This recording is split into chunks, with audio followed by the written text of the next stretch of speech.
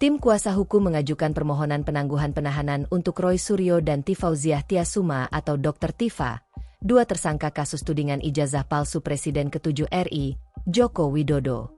Upaya penangguhan penahanan itu dilakukan setelah Roy Suryo dan Tifa resmi dilimpahkan ke Kejaksaan Negeri Jakarta Selatan, Kejari Jaksel, pada Senin, 22 Juni 2026. Istri Roy Suryo dan anak Dr. Tifa tercatat sebagai penjamin utama dalam permohonan yang disampaikan kepada pihak kejaksaan. Bagi keluarga, pengajuan penangguhan penahanan bukan sekadar langkah administratif, melainkan bentuk komitmen untuk memastikan Roy Suryo dan Dr. Tifa tetap kooperatif selama proses hukum berlangsung. Kuasa hukum keduanya, Abdul Ghafur, mengatakan keluarga siap memberikan jaminan bahwa kedua tersangka tidak akan melarikan diri, menghilangkan barang bukti, maupun menghambat jalannya proses hukum. Penangguhan penahanan diajukan langsung oleh istri Mas Roy dan anak Dr. Tifa.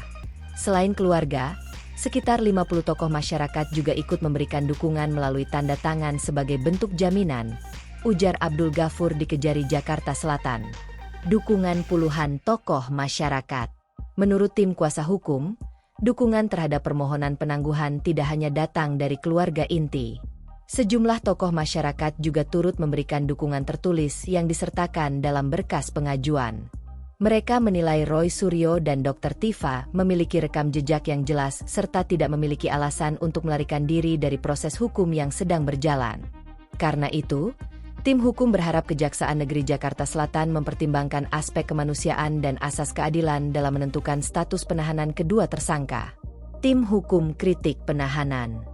Selain mengajukan penangguhan, tim hukum juga melontarkan kritik terhadap keputusan penyidik yang melakukan penahanan terhadap klien mereka. Abdul Ghafur menilai terdapat perlakuan yang tidak seimbang jika dibandingkan dengan sejumlah perkara pencemaran nama baik lainnya yang tidak berujung pada penahanan tersangka. Ia mencontohkan beberapa kasus yang melibatkan tokoh publik, di mana proses hukum tetap berjalan tanpa adanya penahanan meski status tersangka telah ditetapkan atau perkara telah berkekuatan hukum tetap.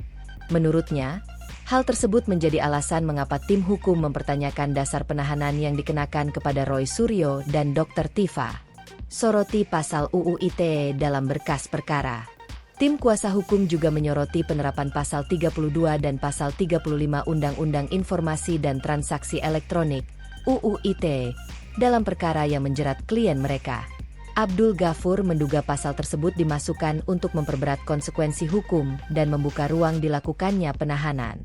Ia berpendapat bahwa pasal pencemaran nama baik yang menjadi pokok perkara memiliki ancaman pidana di bawah 5 tahun, sehingga tidak secara otomatis memenuhi syarat subjektif maupun objektif untuk dilakukan penahanan.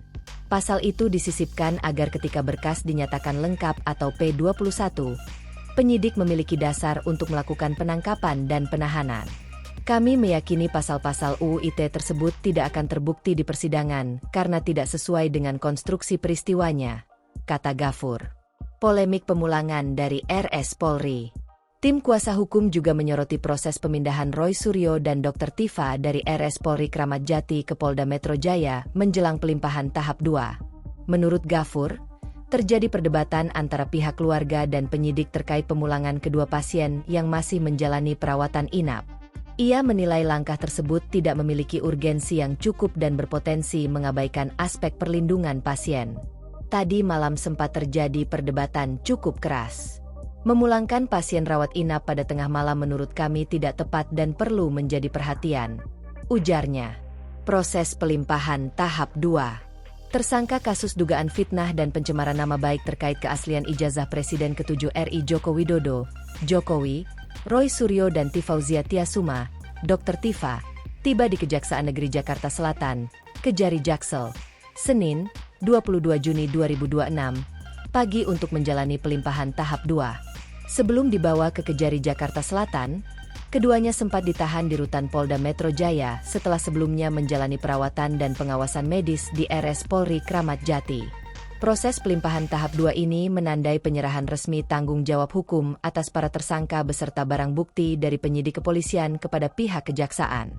Setelah administrasi tahap 2 rampung, jaksa penuntut umum akan menentukan langkah penanganan perkara selanjutnya, termasuk penyusunan dakwaan sebelum berkas dilimpahkan ke pengadilan.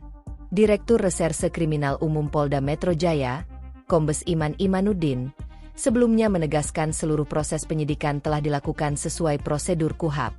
Jadi kami pastikan bahwa seluruh tahapan yang dilakukan oleh penyidik di Ditreskrimum Polda Metro Jaya sudah sesuai dengan prosedur KUHAP, ujar Iman.